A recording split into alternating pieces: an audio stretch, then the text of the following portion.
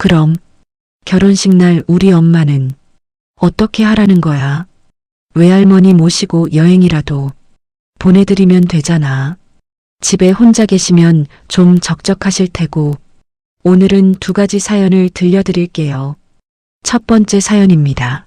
실제 사연을 바탕으로 한 이야기입니다. 사연을 시작하기 전에 지금 이 이야기를 어디에서 듣고 계신지 댓글로 남겨주세요. 남겨주신 댓글은 제가 모두 읽어보겠습니다. 아빠는 건축 일을 하셨어요. 그래서 집을 자주 비우셨죠. 아빠가 없던 날이 아빠가 있던 날보다 더 많았던 것 같습니다. 친엄마라는 사람은 아빠가 없어서 그랬을까요? 기억 속에서 그 사람은 늘 집 밖에 있었어요. 아주 어릴 때 기억은 잘 나지 않습니다. 그런데 유치원 무렵부터는 이상하게 기억이 또렷해요. 그 시절 기억에는 엄마 손이 없습니다. 머리를 묶어주던 손도, 옷을 챙겨주던 손도, 밥을 먹이던 손도 없었어요. 그 자리에 항상 있던 건 오빠 손이었죠. 저는 엄마 손을 잡고 유치원에 가본 적이 한 번도 없어요. 아침이면 집안에 어른은 있었어요. 엄마라는 사람은 늘 집에 있었죠. 깨어있지 않았을 뿐입니다. 술 냄새가 남아있던 방, 닫힌 방문, 불 꺼진 거실. 그게 제 기억 속 아침이에요. 다른 집은 아침에 밥 냄새가 난다는데 우리 집은 늘 조용했어요. 너무 조용해서 오빠 발소리가 더 크게 들렸고 그 발소리에 맞춰 제가 움직였습니다. 오빠는 자기 학교 갈 시간 쪽에서 학교 가기 전에 저를 씻겼어요. 대충 물로 얼굴 닦고 머리 묶고 먹을 게 있으면 먹이고 없으면 그냥 나갔죠. 유치원 갈 시간이 되면 엄마는 여전히 안 일어났고 오빠는 시계를 계속 봤어요. 늦겠다. 그 말이 오빠 입에서 제일 자주 나오던 말이었죠. 유치원에 가는 길에 다른 아이들은 엄마 손을 잡고 있었어요. 그게 이상하다고 생각해 본 적은 없습니다. 그냥 우리 집은 이런 집이구나 그렇게 생각했죠. 오빠는 제 손을 더 꽉 잡았고 저는 그게 엄마 대신이라는 것도 모르고 그 손을 잡고 걸어갔어요. 유치원 앞에 도착하면 선생님은 늘 같은 말을 하셨어요. 오늘도 오빠랑 왔어? 그 말은 하루 이틀이 아니라 늘 들리던 말이었습니다. 옷은 늘 구겨져 있었고 양말은 짝이 안 맞아도 누가 뭐라 하진 않았어요. 대신 선생님이 알아서 챙겼고 뒷집 친구 어머니가 한 번씩 제 머리를 묶어주셨죠. 엄마는? 그 질문이 나올 때마다 저는 대답을 못했어요. 엄마가 없는 것도 아니고 있다고 말하기도 애매했고 설명할 말이 없었거든요. 그래서 그냥 가만히 있었죠. 유치원에서 소풍 가는 날이 있었어요. 전날 선생님이 종이를 나눠주셨습니다. 내일 도시락을 가져오라고요. 집에 와서 그 종이를 오빠한테 줬어요. 엄마한테 주지는 않았죠. 그게 당연하다고 생각했습니다. 오빠는 종이를 보고 잠깐 멈췄다가 아무 말도 하지 않았어요. 다음 날 아침 도시락 가방은 없었죠. 엄마는 방에 있었고 깨우지 않았어요. 깨워야겠다는 생각도 하지 않았습니다. 오빠는 집에 있던 비닐봉지를 하나 꺼내 전날 남은 빵을 넣었어요. 우유 하나, 사과 반 개. 그게 제 도시락이었어요. 유치원에 가니 다들 네모난 도시락을 들고 있었죠. 뚜껑 여는 소리가 여기저기서 났습니다. 깨가 뿌려진 김밥, 음료수. 선생님이 제 가방을 보더니 잠깐 멈추셨어요. 오늘은 이걸로 먹자. 그 말로 끝이었죠. 누구도 왜 비닐봉지인지, 왜 빵인지 묻지 않았습니다. 그날 집에 와서 도시락 이야기를 엄마한테 한 적은 없어요. 지내다 보니 엄마가 어색하고 어렵고 말해봤자 달라질 게 없다는 걸 이미 알고 있었거든요. 그때는 몰랐습니다. 이게 방치라는 걸요. 그땐 그냥 우리 집이 이런 줄 알았습니다. 그리고 어느 순간부터 엄마라는 단어가 제가 쓰기엔 너무 어색한 말이 됐죠. 그렇게 선생님과 아주머니 그리고 오빠의 손길로 자라오다 보니 아빠도 결국 저희가 어떻게 지내고 있는지를 직접 보게 되셨습니다. 그걸 보신 뒤로 엄마와는 크게 다투셨고 그 과정이 가볍지는 않았죠. 그러다 엄마에게 다른 남자가 있다는 사실과 임신까지 했다는 일까지 한꺼번에 알게 되셨고 결국 부모님은 이혼하셨습니다. 이혼한 뒤 아빠는 집을 최대한 비우지 않는 쪽으로 일을 조정하시며 저희를 키우셨어요. 현장을 옮기고 일을 줄이면서까지 곁에 있으려고 하셨던 거죠. 그래도 아빠가 일을 하시는 동안에는 아이들 식사까지 제대로 챙기기는 어려웠습니다. 그래서 집 근처에 있던 식당에 미리 말씀을 드려두셨죠. 오빠가 오면 저랑 같이 그 식당에서 밥을 먹게 해달라고요. 저는 늘 오빠가 올 때까지 집에서 기다렸고 오빠가 오면 그 손을 잡고 항상 그 식당으로 향했습니다. 그 식당에는 지금은 저희 새엄마가 된 아줌마가 계셨어요. 그곳은 새엄마의 어머니, 그러니까 제 외할머니가 운영하시던 식당이었고 엄마는 거기서 일을 돕고 계셨던 겁니다. 엄마 말씀으로는 제가 늘 오빠 손을 꼭 붙잡고 조금 쭈뼛거리며 오빠 뒤에 숨어 있다가 밥이 나오면 그 어린 나이에 얼마나 배가 고팠는지 허겁지겁 먹는 모습이 유난히 기억에 남았다고 하셨어요. 그때 오빠도 아직 어렸는데 저를 챙기던 모습이 참 눈에 밟혔다고도 하셨죠. 그래서 저희가 오는 시간이 되면 항상 문 앞에서 기다리셨다가 보자마자 먼저 다가와 어서 와 하며 저희 두 손을 꼭 잡고 자리에 앉혀주셨다고 합니다. 젓가락질이 서툴러 보이면 밥 위에 반찬을 올려주셨고 잘 못 먹는 날엔 숟가락을 들어 직접 먹여주시기도 했습니다. 참 고마운 분이시죠. 가끔 아빠가 쉬는 날에는 셋이 함께 가서 고기를 먹기도 했어요. 그렇게 지내다 보니 어느 순간 그 아줌마는 저희 새엄마가 되셨어요. 아빠 나이는 그때 30을 갓 넘긴 나이였고 엄마는 겨우 20살을 조금 넘긴 나이였다고 들었어요. 지금 생각해도 쉽지 않은 선택이었겠죠. 그런데도 엄마는 저희가 자꾸 눈에 밟혔다고 하셨어요. 한번 보고 나면 집에 돌아가서도 생각났고 다음 날이 되면 또 생각났다고요. 외할머니와 외할아버지는 아주 무섭게 반대하셨다고 합니다. 남의 아이 둘을 데리고 사는 결혼이 어디 있느냐. 그 나이에 왜 그런 짐을 지려고 하느냐고요.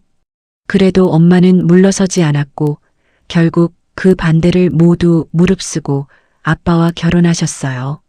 그리고 그날 이후로 지금까지 저희를 키워주셨습니다. 결혼하고 나서도 아빠와 고모는 엄마에게 여러 번 같은 말을 했다고 해요. 그래도 아이 하나쯤은 가져야 하지 않겠냐고요. 저희는 저희고 당신 인생도 있지 않느냐고요. 그때마다 엄마는 아무 말 없이 웃다가 저를 한번 보고 오빠를 한번 보고는 저를 꽉 안으셨다고 합니다. 그리고 이렇게 말했대요. 전 이 아이들로 충분해요.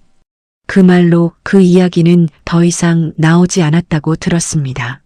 일부러였는지 아니면 자연스럽게 그렇게 된 건지는 저도 모릅니다. 다만 분명한 건 엄마는 끝내 본인 아이를 낳지 않았다는 거예요. 혹시라도 저희에게 소홀해질까봐, 마음이 나뉠까봐 그게 제일 두려웠다고 하셨어요. 그래서 새엄마는 저희만 보며 살아왔습니다. 그런 시간이 지나고 오빠가 결혼을 한다고 했어요. 처음 그 말을 들었을 땐 아무 생각 없이 축하부터 했습니다. 잘됐다. 이제 나한테도 새언니 생기는 거냐고 엄마는 시어머니 되는 거네하면서 웃고 떠들었죠. 그런데 그날따라 오빠가 좀 이상했습니다. 웃고 있었지만 저를 보지 않고 계속 다른 데를 보고 있었어요. 괜히 테이블 위에 있는 것들만 만지작거렸고 며칠 뒤 오빠가 밖에서 잠깐 보자고 연락을 했어요. 별 생각 없이 나갔는데 카페 한쪽에 오빠가 누군가와 같이 앉아 있더군요. 처음엔 누군지 알아보지 못했습니다. 그런데 가까이 다가가자마자 그 여자가 저를 와락 안았어요. 몸이 굳었습니다. 그리고 그 사람이 말했죠. 엄마라고요. 그제야 알았습니다. 친엄마였습니다. 그동안 얼마나 내가 눈에 밟혔는지 걱정을 많이 했다는 말, 그래도 이렇게 잘 커서 다행이라는 말까지. 말은 많았는데 이상하게 아무 감정도 올라오지 않았어요. 저한테는 기억도 추억도 그 사람의 자리가 처음부터 없었거든요. 그래서 저는 조용히 오빠를 봤습니다. 이게 뭐야? 그랬더니 그동안 둘이 몰래 연락을 하며 지내왔다는 말을 아무렇지 않게 하더군요. 사실 어이없었지만 그러려니 하려고 했어요. 그런데 오빠가 이 말을 꺼냈습니다. 이번 결혼식에 혼주 자리에 새엄마 말고 친엄마를 앉히고 싶다고요. 그러면서 이런 말도 덧붙였어요. 제가 대신 아빠랑 새엄마를 설득해 달라고요. 내가 말하면 반대는 안 하실 거야. 그 말을 듣는 순간 머리가 멍해졌습니다. 아, 이래서 머리 검은 것들 거두지 말라는 말이 나오는 거구나. 그 고운 엄마를, 저희를 택했던 그 사람을 그날 하루를 위해 조용히 치워달라는 말처럼 들렸거든요. 그 순간 진짜로 이런 생각이 들었습니다. 이게 인간인가? 아니, 내가 잘못 들은 건가 싶어서 다시 물었어요. 지금 무슨 말이냐고요. 그랬더니 오빠가 아주 태연하게 말을 이어갔습니다. 처가 쪽에서 보는 눈들도 있고 괜히 말 나오는 건 싫으니까 새엄마가 오해 안 하시게 엄마 아빠 설득하는데 내가 좀 도와달라고요. 그 말을 듣는 순간 머릿속에서 숫자부터 떠올랐습니다. 엄마랑 저는 정확히 18살 차이입니다. 제가 5살이었을 때 엄마는 23이었어요. 아빠는 그때 34이었고요. 오빠와 저는 5살 차이니까 오빠는 엄마보다 13살이나 어렸습니다. 그러니까 그 사람이 아니었다면 애초에 이 집은 버틸 수조차 없는 구조였어요. 23이라는 나이에 남의 아이 둘을 끌어안고 결혼을 결심했고 그 선택의 무게를 고스란히 자기 인생으로 버텨낸 사람이었습니다. 그런데 그 모든 시간을 당연한 희생처럼 취급하면서 이제 와서 결혼식 하루를 위해 조용히 빠져달라는 말을 입에 올린 겁니다. 그 순간 속에서 뭔가가 확 올라왔어요. 소리를 안 지르려고 해도 도저히 안 됐습니다. 네가 인간이냐고, 지금 그게 말이 되냐고 소리를 질렀어요. 그동안 엄마가 니한테, 나한테 어떻게 했는지 정말 하나도 기억 안 나냐고요. 네가 사춘기 때 밖으로만 돌고 사고치고 사람들한테 욕먹을 때 엄마가 네 대신 어떻게 살았는지 정말 모르겠냐고요. 그때 친엄마라는 사람이 입을 열었습니다. 조금도 미안해 보이지 않는 얼굴로요. 자식 키우면서 그 정도 희생도 안 하는 엄마가 어디 있냐고 하더군요. 그게 엄마 역할이라고요.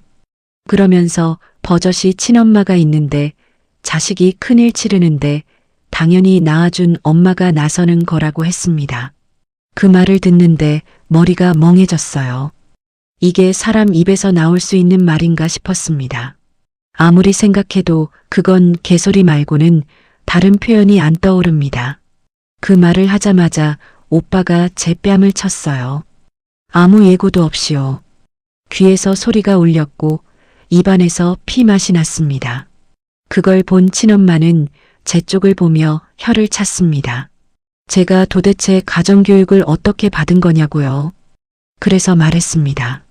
그나마 당신한테 안 자라서 이 정도 이성과 양심은 남은 거라고요. 아줌마도 사람이고 먼지만큼이라도 양심이 있으면 아는 척하지 말라고 했습니다. 어디서 이제 와서 엄마랍시고 나서냐고요. 그 말을 끝으로 저는 그 자리를 나왔습니다. 뒤에서 뭐라 하든 누가 부르든 돌아보지 않았어요. 그 순간 분명히 알았습니다. 겨우 집에 돌아왔을 때 엄마 얼굴을 보는 순간 눈물이 터졌어요. 참으려고 했는데 안 됐습니다. 엄마를 붙잡고 펑펑 울었어요. 엄마는 깜짝 놀라서 왜 그러냐고 물으셨죠. 그래서 아무 말도 못하고 날도 더운데 넘어졌다고 둘러댔어요. 그 말을 듣더니 엄마가 웃으면서 아이고 하시더라고요. 그러고는 저를 꼭 안아주셨어요. 괜찮다고, 어디 다친 데는 없냐고, 천천히 숨 쉬라고요. 그 품에 안기니까 더 울음이 났습니다. 아무것도 모르는 얼굴, 아무 의심 없는 말투.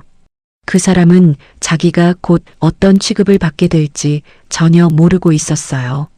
그날 저녁 엄마는 오빠 결혼식 얘기를 하며 식탁에 앉아 있었습니다.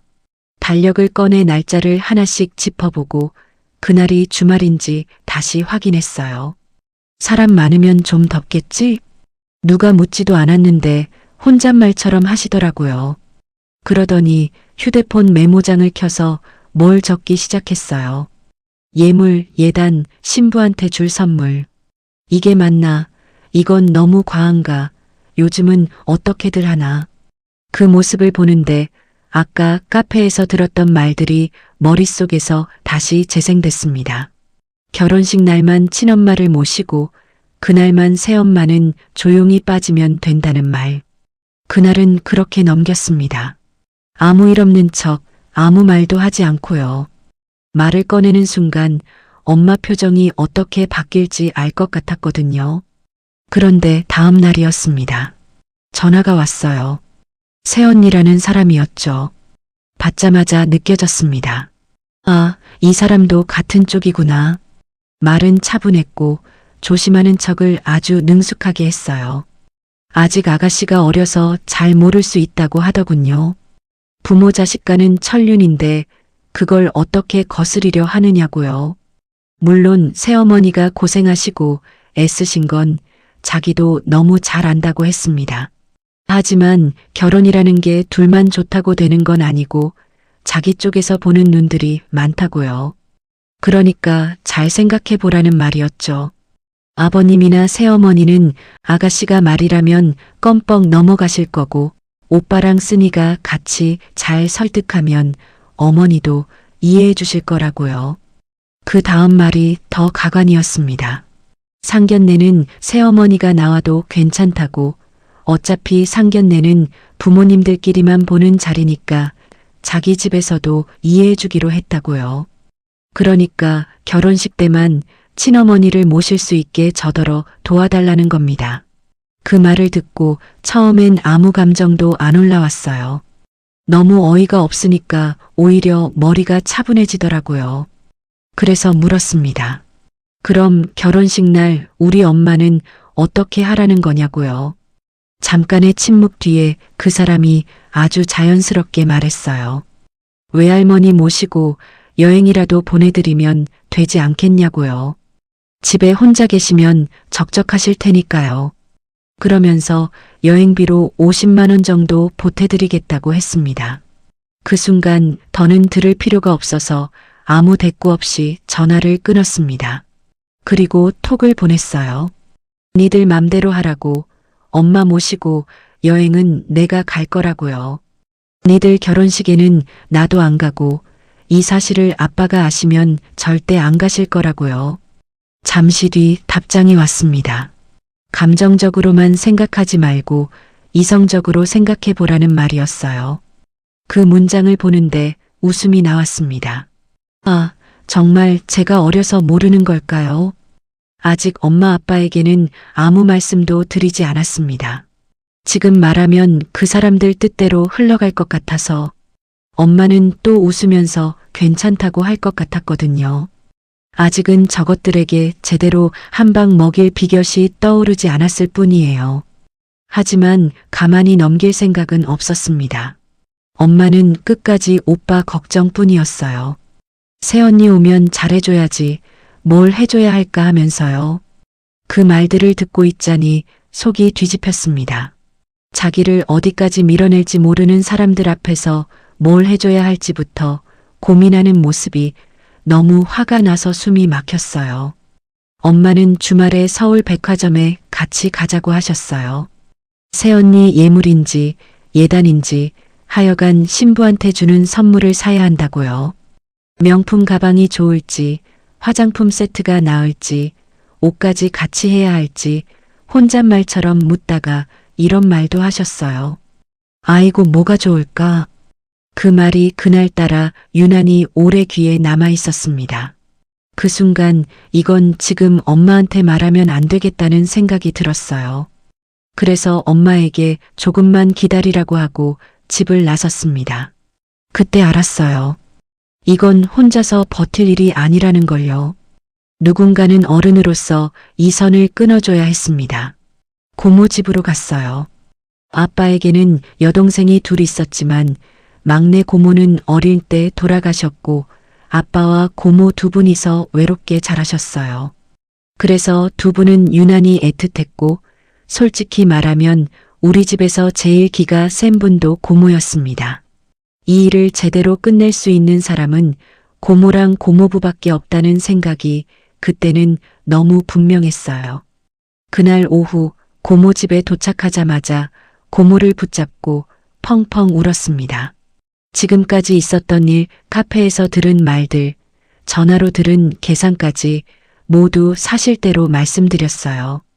고모는 한 번도 말을 끊지 않았고 끝까지 다 듣더니 바로 고모부에게 전화를 하셨어요.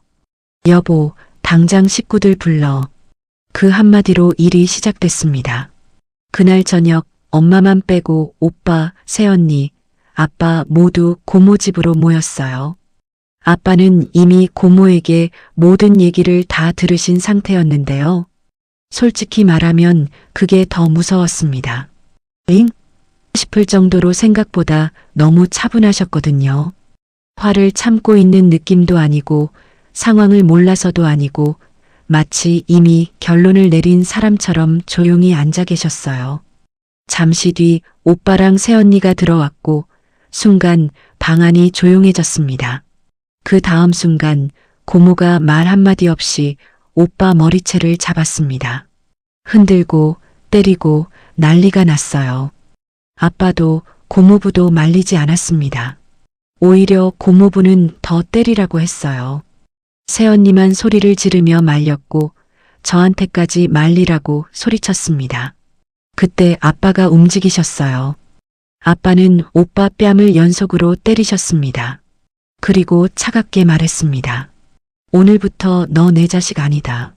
그 말은 순간 욱해서 나온 말이 아니라 이미 마음속에서 정리된 말처럼 들렸어요. 아빠는 숨도 고르지 않고 계속 말을 이으셨습니다.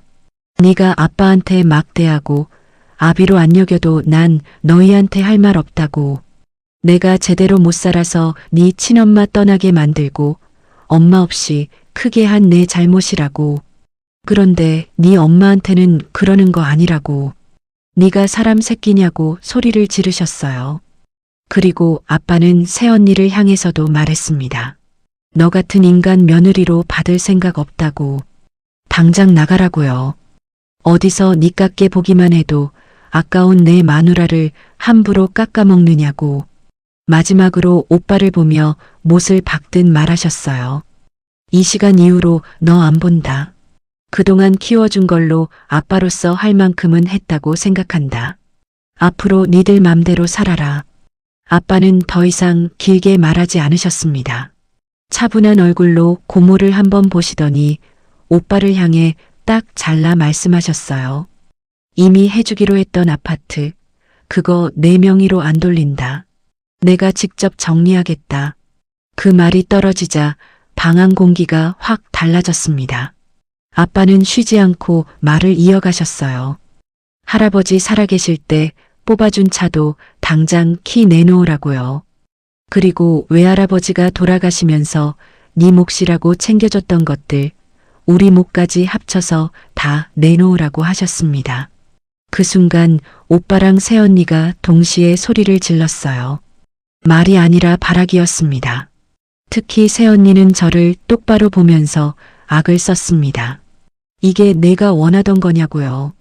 아파트며 차며 전부 내 걸로 만들려고 이를 이렇게까지 키운 거냐고요. 이제 만족하냐고요. 참고로 저는 아직 면허도 없고 앞으로 딸 일도 없어서 차가 필요하지도 않습니다. 그런데도 저 말이 나오더군요. 그때 고모부가 완전히 폭발했습니다. 고모부는 경상도 분이신데 정말 이런 표현 죄송하지만 욕이 찰지다는 말이 이럴 때 쓰는 말이구나 싶었어요. 생전 들어본 적 없는 온갖 쌍욕을 퍼부으시면서 오빠를 때리셨습니다. 내가 생판 남을 때릴 수는 없으니 저런 인간을 데리고 온 죄다 하면서요. 그날 오빠는 정말 많이 맞았습니다. 그 와중에 고모는 울면서 소리를 질렀어요. 니들 인간이 그러면 안 된다고요. 네 엄마가 니들 어떻게 키웠는데 이렇게 칼을 꽂느냐고요. 오빠가 사춘기 때 사고 치고 다닐 때 때린 애들 부모님들 일일이 찾아가 무릎 꿇고 빌던 사람이 누구냐고요. 새엄마가 저러니 애가 저렇다는 말도 안 되는 소리까지 들으면서 며칠씩 울면서 죄송하다고 빌고 다녔던 사람이 누구냐고요.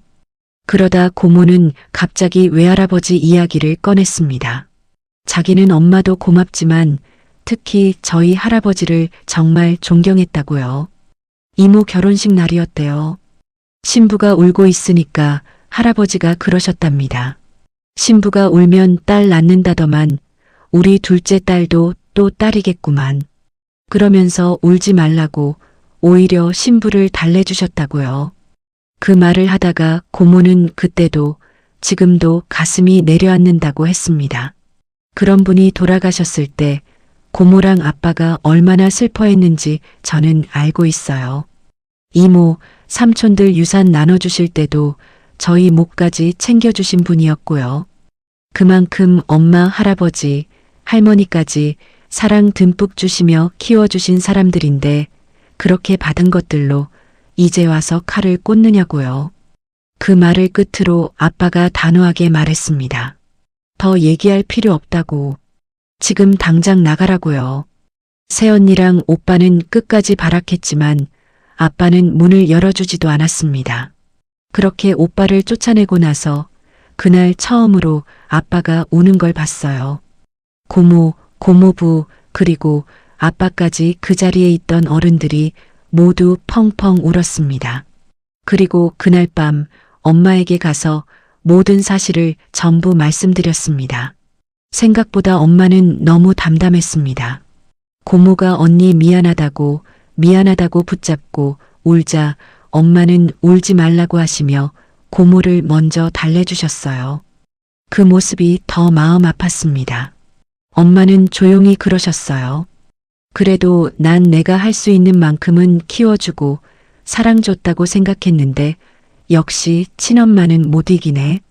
그 말이 원망도 아니고 분노도 아니어서 더 무서웠습니다. 곧이어 엄마는 혼잣말처럼 덧붙이셨어요. 내가 잘못 키운 거지 뭐. 그 말 뒤로 아무 말씀도 안 하셨습니다. 아빠는 계속 미안하다고만 하셨어요. 무조건 자기 잘못이라고 자기가 제대로 못 살아서 이렇게 됐다고요. 엄마는 그저 아빠 뜻에 따르겠다고만 말씀하셨습니다. 그게 더 마음에 걸렸습니다. 며칠 뒤 할머니가 오빠 결혼식에 보태주라며 2천만 원을 주셨다는 얘기를 들었어요. 그 얘기를 들은 순간 마음이 더 복잡해졌습니다. 그날 이후로 오빠는 집에 와도 문이 열리지 않았고 아빠는 끝내 결혼식장에 가지 않으셨어요. 설마 그래도 아빠는 오시겠지 기대했던 모양이에요. 하지만 아버지는 아무 말도 없으셨고 끝까지 그 자리에 서지 않으셨습니다. 친엄마가 아버지에게 전화를 했다고 들었어요. 어떻게 아들 결혼식에 안 올 수 있냐고 아들 인생 망쳤다고요. 아버지는 짧게 말하고 전화를 끊으셨다고 합니다. 내 자식 아니다. 다시는 전화하지 마라. 그 말 이후로 오빠와 새언니는 이 집에 오지 못합니다. 엄마는 아빠에게 이제 그만 용서해 주자고 조심스럽게 말했지만 아빠는 처음으로 엄마에게 화를 내셨어요. 그게 더 아팠습니다. 오빠가 집 앞까지 찾아온 적도 있었어요. 아빠가 경찰 부르겠다고 하자 말없이 돌아갔다고 합니다. 언제까지 이렇게 갈지는 모르겠어요. 앞으로 어떻게 될지도 모르겠습니다. 그래도 한 가지는 분명해요. 제가 이 일을 터뜨린 걸 후회하지는 않습니다. 고맙고 착하고 말없이 견뎌온 그 사람에게 더는 상처 주고 싶지 않았어요. 그게 전부였어요. 가족이라는 이름으로 참아야만 했던 일들, 외면해야 했던 순간들 앞에서 저는 엄마 편에 서고 싶었습니다. 지금도 엄마는 아무 말 없이 저를 챙기고 계세요. 그래서 저는 이 선택이 틀리지 않았다고 믿고 싶습니다. 이 글을 읽는 여러분은 어떻게 생각하시나요? 가족이라는 이유로 어디까지 참아야 할까요? 여러분의 생각을 댓글로 남겨주시면 큰 힘이 될 것 같아요. 두 번째 이야기. 안녕하세요. 저는 결혼을 열흘 앞두고 있는 예비 신부입니다.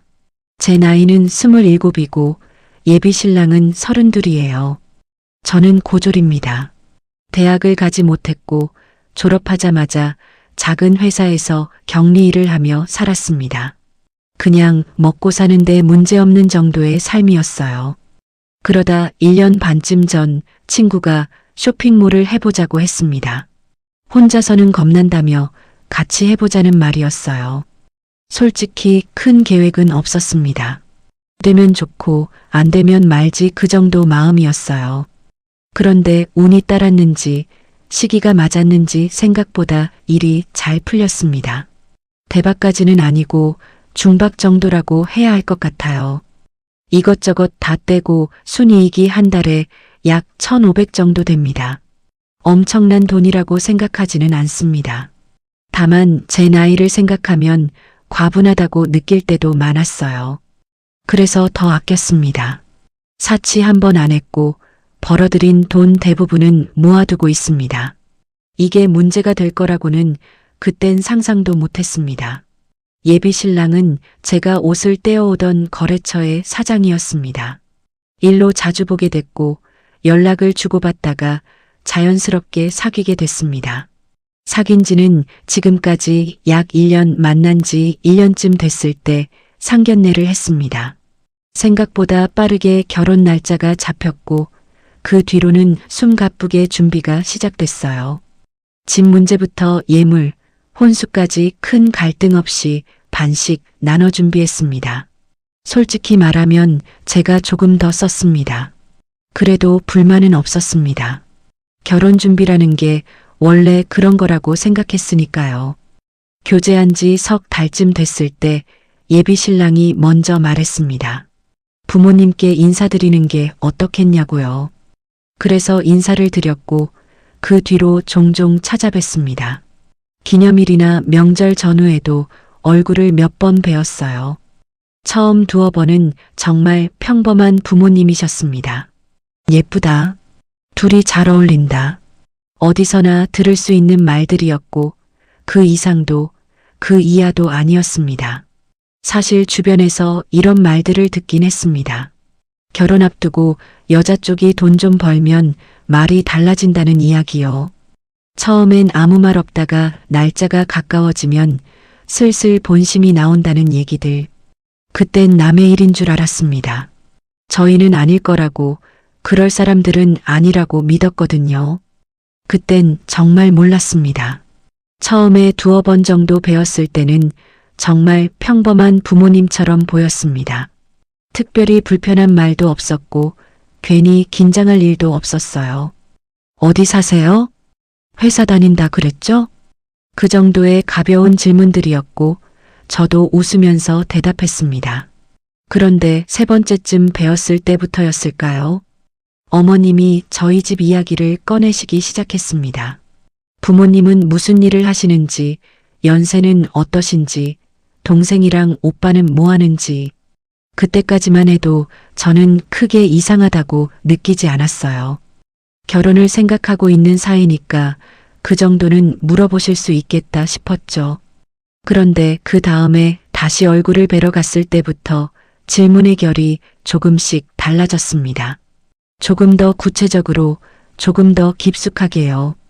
집안 형편은 어떤지, 부모님은 앞으로 어떻게 사실 생각인지, 혹시 병원비 같은 건 걱정 없겠는지. 말투는 여전히 부드러웠지만 질문은 하나씩 숫자로 바뀌는 느낌이었습니다. 그때부터 저도 솔직하게 말씀드리기 시작했습니다. 저희 집은 정말 넉넉하지 않습니다. 그냥 밥 먹고 사는 정도예요.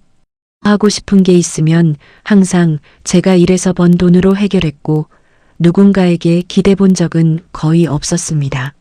아버지는 평범한 회사원이셨고 지금은 작은 슈퍼를 하고 계십니다. 어머니는 청소일이든 뭐든 가리지 않고 일하시다가 2년 전쯤 몸이 안 좋아지셔서 지금은 집에 계시고요. 그래서 집에 전화가 올 때마다 괜히 더 걱정 끼치는 건 아닐까 그 생각부터 들곤 했습니다. 제가 쇼핑몰을 하게 된 것도 사실 부모님 때문이 컸습니다. 운 좋게 일이 조금 풀리면서 지방의 작은 아파트를 전세로 얻어들였어요. 돈 번다고 막 쓰면 안 된다는 말, 제 자신에게 제일 많이 했던 말이었고 실제로 그렇게 살았습니다. 한 달에 1,500을 벌어도 그중 1,300 정도는 그냥 모았습니다. 부모님 집을 언젠가는 꼭 사드리고 싶었거든요. 수도권에 남들 부럽지 않은 집으로요. 아직 제 능력으로는 역부족이라 일단 전세부터 시작했을 뿐입니다. 그래서 솔직히 저는 결혼 생각이 크지 않았습니다. 그런데 예비 신랑이 많이 재촉했습니다. 결혼 정년기라는 말도 했고 이제는 안정돼야 하지 않겠냐고도 했어요. 그래서 저는 분명히 말했습니다. 난 우리 부모님 집 사드리고 그 다음에 시집 가고 싶다. 돈도 어느 정도 더 모으고 싶다. 그러자 예비 신랑은 이렇게 말했습니다. 결혼해도 너 쇼핑몰 계속 할 거잖아. 내가 번 돈으로 내가 모아서 부모님 집 사드리는 거 나는 전혀 터치 안 할게. 그 말이 그땐 참 고맙게 들렸고 그래서 이 사람을 믿어도 되겠다고 생각했습니다. 예비 신랑 집도 크게 부유한 편은 아니었습니다. 중하위 정도 그냥 적당하게 살자는 분위기였고 저도 그게 좋았습니다.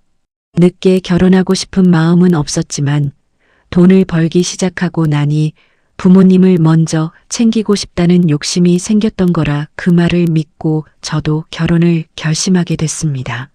그때까지는 정말로 아무 문제 없어 보였습니다.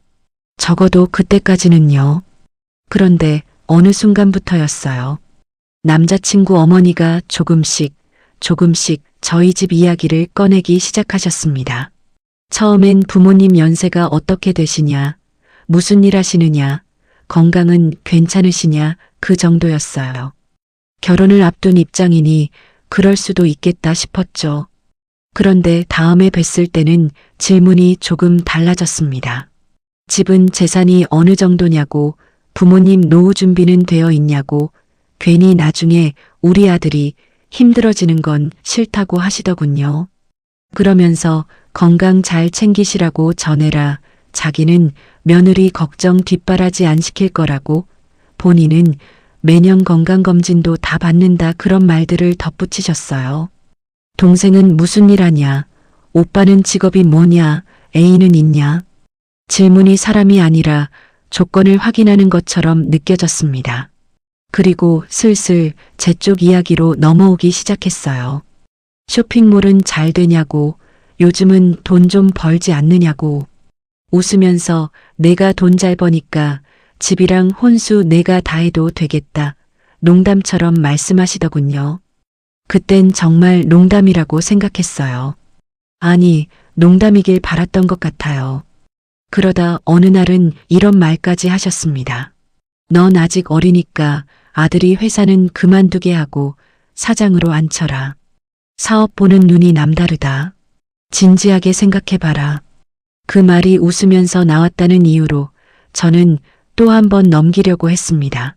집에 와서 남자친구에게 조심스럽게 말했어요. 어머님 말씀이 조금 부담스럽다고요. 그랬더니 남자친구는 대수롭지 않다는 듯 말했습니다. 농담이실 거야. 괜히 예민하게 굴지 말고 넘겨. 그 말에 저도 그냥 그런가 보다 했습니다. 지금 생각해보면 이런 말들은 한 번에 쏟아진 게 아니었어요. 갈 때마다 하나씩, 만날 때마다 조금씩. 그래서 그땐 경고처럼 느껴지지 않았고 그 집의 분위기처럼 자연스럽게 받아들였던 것 같습니다. 그런데 결혼을 딱 한 달 남겨두고 그 말이 다시 나왔습니다. 이번엔 웃으면서도 아니었고 농담처럼 들리지도 않았어요. 그날을 기점으로 제가 알고 있던 모든 기준이 완전히 달라졌습니다. 모든 준비가 이미 끝난 뒤였습니다. 상견례도 마쳤고 결혼 날짜도 잡았고 집 장만이며 예물, 혼수까지 서로 반씩 정리했습니다. 큰 탈 없이요. 그동안 신경 쓰시느라 고생하셨다는 의미로 작은 선물을 준비해 시댁에 들렀습니다. 그날도 별일 없을 거라 생각했어요. 정말로요. 그런데 차 한 잔도 채 마시기 전에 어머니가 갑자기 이렇게 말씀하셨습니다. 저번에 내가 말한 거 생각해 봤니? 순간 무슨 말인지 몰라 어떤 거요? 하고 되물었더니 아주 아무렇지도 않게 말씀하시더군요. 아들이 사장으로 앉히는 거 말이다. 그 말 한마디에 머리가 멍해졌습니다. 그래도 괜히 분위기 깨고 싶지 않아서 웃으면서 넘기려고 했어요. 어머님, 그거 농담 아니셨어요? 오빠도 어머님 원래 농담 잘하신다고 그러던데요. 그냥 그렇게 흘려보내고 싶었습니다. 그런데 어머니 표정이 그 순간 딱 굳었습니다. 엥? 농담이라니? 너 어른 말이 그렇게 웃음이야? 그 말투, 그 눈빛. 아, 이건 농담이 아니구나. 그때 확실히 느꼈습니다. 어머니는 잠시 숨을 고르더니 아주 차분하게, 아주 논리적으로 말씀을 이어가셨어요. 아들 사업 잘 안 되는 거 너도 알잖아. 결혼해서 사업 안 돼서 돈 못 벌어다 주면 무시당하고 눈치 보며 사는 것보다야 부인이 하는 일 같이 하면서 남들도 보기 좋게 남편 사장 자리 앉혀주는 게 낫지 않겠니? 그때부터 속이 서서히 뒤집히기 시작했습니다. 그런데 거기서 끝이 아니었어요. 어차피 가족인데. 그리고 쇼핑몰도 내가 더 투자 많이 했다며? 그 친구는 그냥 나가라고 해라. 투자한 돈만 돌려주면 되지. 순간 정말로 귀를 의심했습니다. 너무 어이가 없어서 말이 안 나왔고 저도 모르게 남자친구를 쳐다봤어요. 지금 이 상황, 당신이 말려야 하는 거 아니냐는 눈빛이었을 겁니다. 그런데 남자친구가 웃으면서 이렇게 말하더군요. 아, 엄마. 안 그래도 혜인이가 너무 착해서 나한테도 그런 얘기 하더라고. 혜인이랑 잘 이야기해보고 다시 말씀드릴게. 뭐라고요? 순간 진짜로 귀를 의심했습니다. 말이 안 돼서 다시 물어보려다 아무 말도 못했어요. 어이가 없다는 말로는 설명이 안 되는 기분이었습니다. 그래서 그 자리에서는 더 말 섞지 않았습니다. 어머니께 일단 알겠다고 다음에 다시 말씀 나누자고만 하고 남자친구를 데리고 집을 나왔습니다. 문을 나설 때까지도 그 사람은 아무 설명도 아무 변명도 하지 않았어요. 처음부터 끝까지 제 돈, 제 일, 제 인생을 이미 자기들 계산서 위에 올려놓고 있었다는 거려. 집으로 데려다주는 길이었습니다. 차 안이 이상하리만큼 조용했어요. 아까 집에서 했던 말들만 머릿속에서 계속 맴돌았습니다. 제가 먼저 물었습니다. 도대체 왜 그러냐고요? 어머니는 그렇다 쳐도 당신까지 왜 그러냐고요? 정말 진심이냐고요? 그랬더니 남자친구가 잠깐 생각하는 척을 하더니 이렇게 말하더군요. 자기도 생각을 좀 해봤다고요. 요즘 자기 사업이 잘 안 되는 건 사실이고 어차피 우리 둘이 결혼하면 부부고 가족이니까 굳이 너랑 나를 따로 볼 필요가 있겠냐고요. 그래서 사장이라는 개념보다는 자기가 사장 자리에 앉는다는 말보다는 제 친구랑 셋이서 동업하는 개념으로 가면 안 되겠냐고 했습니다. 그 말을 듣는 순간 화보다 먼저 머릿속에 계산이 보이더군요. 그래서 제가 다시 물었습니다. 그럼 혹시 우리 부모님 집 사드리기로 한 것도 지금 생각이 변한 거냐고요. 그러자 남자친구는 조금도 망설이지 않고 이렇게 말했습니다. 솔직히 오빠도 있고 남동생도 있는데 부모님 전세 얻어들인 것만 해도 충분한 거 아니냐고요. 그리고 다음 말은 정말 더 가관이었습니다. 자기 엄마 말처럼 그러니까 제 친구가 쇼핑몰 시작할 때도 제가 투자한 돈의 절반도 안 되는 돈만 넣은 걸로 알고 있다면서 잘 이야기해서 그냥 나가라고 하래요. 투자한 돈만 돌려주고 정리하라고요. 그 말을 듣는데 진짜로 웃음이 나올 뻔했습니다. 아, 이 사람들은 처음부터 끝까지 전부 계산이었구나.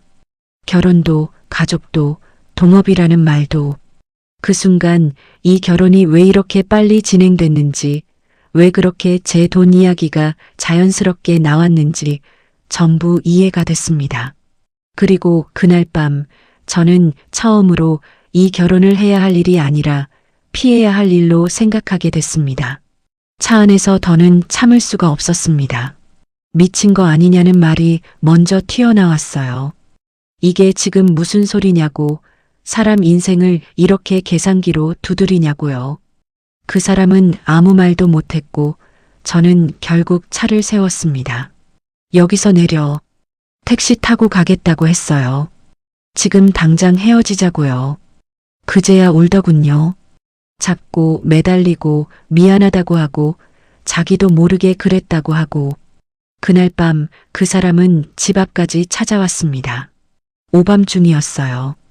전화가 오고 문자가 오고 배를 누르고 문 앞에서 서성이고 정말 난리였습니다. 하나하나 다 쓰자면 끝이 없어요. 여튼 그렇게 며칠이 지나고 저는 또다시 그 사람 말을 듣게 됐습니다. 정말 안 그러겠다고, 다시는 그런 말 안 하겠다고, 가족이니 뭐니 다 있겠다고요. 그러다 예비 시어머니에게서 전화가 왔습니다. 내가 너무 어리석었다. 농담이었다. 아들이 내가 농담 잘한다고 말 안 했냐? 다 잊어버려라. 농담이었다고요. 결혼을 앞두고 사업 자리를 계산해 놓고 사람 인생을 흔들어 놓고 그게 농담이랍니다. 그런데 그 말을 듣는 순간 제가 흔들렸습니다. 이유는 하나였어요. 제가 그 사람을 생각보다 많이 사랑하고 있었던 거죠. 없으면 안 될 것 같았고 지금까지 함께한 시간들이 한꺼번에 떠올랐습니다. 그래서 다시 받아줬습니다. 한 달이 지났습니다. 지금은 아무 말도 하지 않습니다. 정말로 찍소리도 없어요. 그게 오히려 더 무섭습니다. 그래서 다시 물었습니다. 차 안에서 이번엔 조곤조곤. 왜 우리 부모님 집 사드리는 건 건드리지 않기로 했으면서 갑자기 말이 바뀌었냐고요. 그리고 사장 자리 이야기는 도대체 어디서 어떻게 나온 거냐고요. 그랬더니 이렇게 말하더군요. 자기도 처음엔 요즘 사업이 잘 안 되고 어차피 결혼하면 가족이니까 순수하게 같이 사업하면 좋겠다는 단순한 생각이었다고요. 그런데 자기도 사람인지라 제가 돈을 잘 번다는 걸 알고 솔직히 없는 것보단 있는 게 좋겠다는 속물 같은 생각이 잠깐 들었나 보다고요. 이런 생각을 어머니께 살짝 말했을 뿐인데 그날 어머니가 그렇게 말할 줄은 자기도 몰랐다고 합니다. 놀랐다고요. 그래서 제가 물었습니다. 놀랐다는 사람이 왜 그 자리에서 안 그래도 혜인이랑 잘 상의할 게라는 말을 했냐고요. 그랬더니 미쳤었답니다. 자기도 모른대요. 그 이후로 그 사람은 같은 말만 반복합니다. 자기는 저를 사랑하고 진심이 아니었고 다시는 그런 생각 안 한다고요. 그 말을 듣는 순간 저도 거의 넘어갈 뻔했습니다. 이렇게까지 말하는데 혹시 정말 진심인가 싶어서요. 그래서 일단 다음에 다시 이야기하자며 돌려보냈습니다. 집에 와서 혼자 곰곰이 생각했습니다. 그때 알았습니다. 이건 제 선에서 끝낼 수 있는 문제가 아니라는 걸요. 그래서 부모님께 전부 말씀드렸습니다. 처음부터 끝까지 여기저긴 구구절절한 이야기들 모두요. 부모님 두 분 다 오셨습니다. 도대체 왜 이렇게 일이 됐냐며, 왜 이런 사람을 만나 이런 일을 겪어야 하냐며 한참을 우셨어요. 저희 부모님 어릴 때부터 저희 삼남매 키우시느라 정말 고생하셨습니다. 운이 없어서 일이 잘 안 풀려 가난하게 살았을 뿐이지 양심 없이 산 적은 단 한 번도 없습니다. 저도 세상 물정 모르고 바보 같았던 것 같아요. 대학도 못 가고 졸업하자마자 회사 다니면서 돈 모아서 부모님 집 사드리는 게 꿈이었습니다. 그러다 우연히 시작한 쇼핑몰이 잘 됐을 뿐입니다. 지금도 사실 그렇게 돈 많은 사람 아닙니다. 부모님 전세 얻어드리고 동생들 챙기고 이제 막 적금 붓고 있고 결혼 자금도 넉넉하지 않습니다. 그런데 왜 저한테 그랬을까요? 앞으로 더 잘 될 것 같다는 그 가능성 때문에 그걸 보고 눈독을 들인 걸까요? 미치겠습니다. 지금 이 순간 저는 결혼 안 할 생각입니다. 솔직히 아직도 80%밖에 결정을 못했지만 부모님이 앞으로는 알아서 해주시겠다고 해서 그 결정에 100% 따르려고 합니다. 부모님이 내일 그 집으로 찾아가겠다는 것도 겨우 말렸습니다. 제가 알아서 하겠다고 정 안 되면 그때 도와달라고요. 이제 결혼식까지 9날이 남았습니다. 이 시점에서 결혼을 엎으면 솔직히 너무 창피하다는 생각이 먼저 들었어요. 식장, 하객, 친척들 시선, 이미 나간 돈들. 그 모든 게 머릿속에서 한꺼번에 떠올랐습니다. 그런데 그보다 더 괴로운 게 하나 있었어요. 아직도 그 사람을 좋아하고 있다는 사실이었습니다. 제가 아직 나이도 많지 않고 돈 번다는 핑계로 연애를 많이 해본 편도 아니라서 지금 남자친구가 두 번째 연애였습니다. 그래서인지 없으면 죽을 것 같다는 생각이 자꾸만 들었어요. 제발 이 사람이 그런 사람만은 아니었으면 좋겠다고, 제발 오해였으면 좋겠다고 계속 스스로를 설득했습니다. 그래서 문자를 보냈어요. 이 결혼 행복할 수 있을까? 잠시 뒤 답장이 왔습니다. 걱정하지 말고 만나서 이야기하자. 그 문장을 보고도 마음이 놓이지 않았어요. 자꾸 같은 질문이 떠올랐습니다. 정말 저를 좋아해서 결혼하는 걸까? 아니면 제가 벌어들이는 돈과 앞으로 벌게 될 돈이 더 크게 보였던 걸까? 집도 혼수도 거의 반씩했고 제가 더 쓴 것도 많았는데 정말 돈만 보고 결혼하려 했다면 아예 대놓고 빌붙으려고 하지 않았을까요? 그런 생각까지 하면서 스스로를 합리화했습니다. 그러다 주변 사람들 이야기를 차분히 들었습니다. 친구들은 이렇게 말했어요. 돈 앞에서는 사람 본성 다 나온다. 부모님 얼굴도 자꾸 떠올랐습니다. 그 순간 깨달았어요. 지금 제가 붙잡고 있는 건 사람이 아니라 이미 준비해버린 결혼이라는 형식이라는 거요. 결국 결혼식 사흘 전에 헤어졌습니다. 많이 울었고 많이 흔들렸고 지금도 이 선택이 완전히 옳았다고는 말 못하겠습니다. 그래도 한 가지는 분명해요. 인생에서 돈이 전부는 아니잖아요. 그걸 알면서도 돈 때문에 사람을 의심하게 만드는 관계라면 그건 이미 결혼이 아니었을지도 모릅니다. 제가 잘한 건지 아직도 모르겠습니다. 가끔은 제가 너무 속물 같아서 부끄럽기도 해요.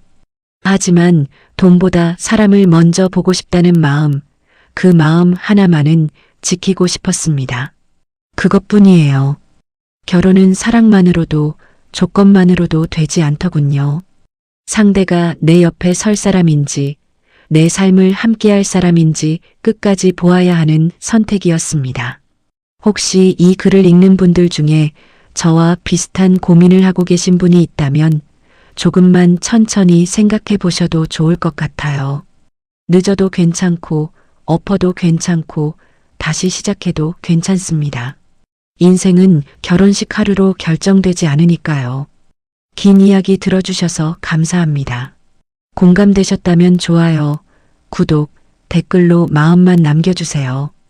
그걸로 충분합니다.